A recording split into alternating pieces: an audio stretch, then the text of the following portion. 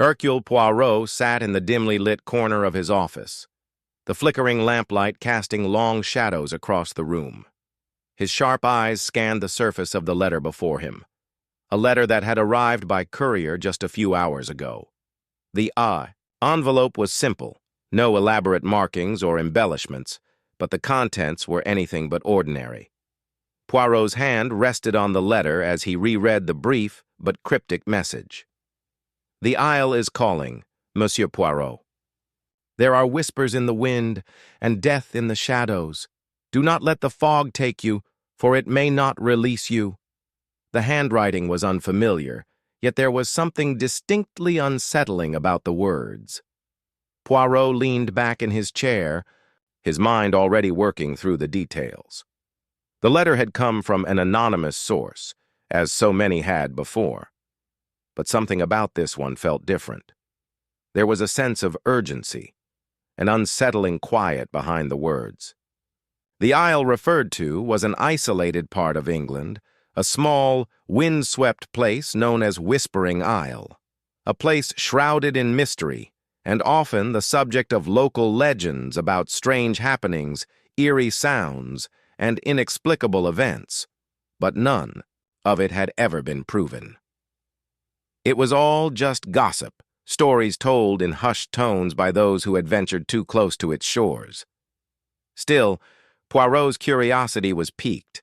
He had faced all sorts of cases before, murders, thefts, conspiracies, but a challenge like this, one that promised something beyond the tangible, was something Poirot could not resist.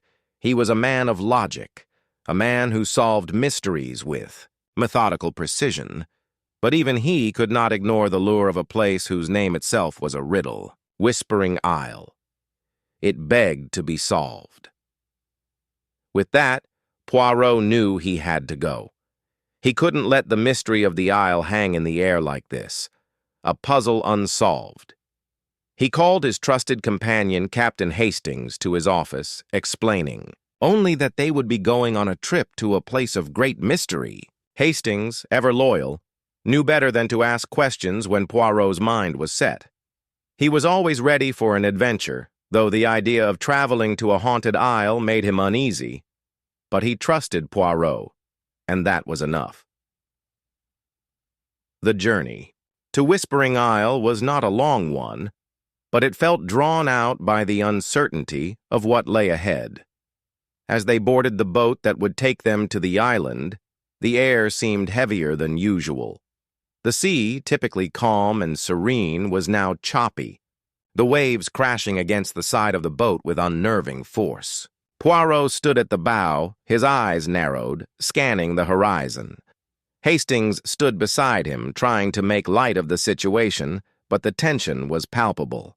He had known Poirot for years, and never had he seen his friend so absorbed by a case. "Poirot, are you sure this is necessary?" Hastings asked, glancing at the darkening sky and the distant silhouette of the island. "I mean, we don't even know who sent us that letter. It could be some sort of prank."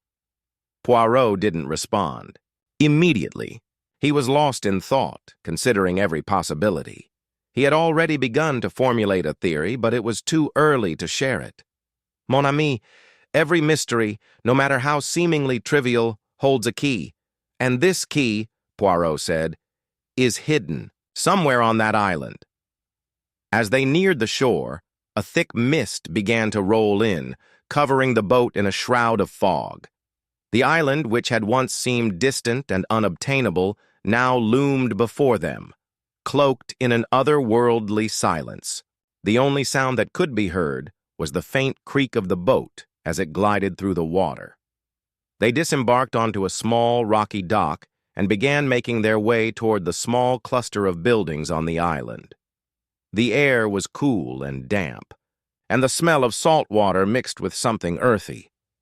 Hastings couldn't shake the feeling that they were being watched, though every time he looked around, he saw nothing but fog and darkened trees. The island was sparsely populated, with only a handful of inhabitants, most of them old and unwilling to speak of the island's eerie reputation. They met an old fisherman as they walked through the village, his weathered face lined with years of exposure to the harsh sea winds. When Poirot asked him about the strange happenings on the island, the fisherman only shook his head.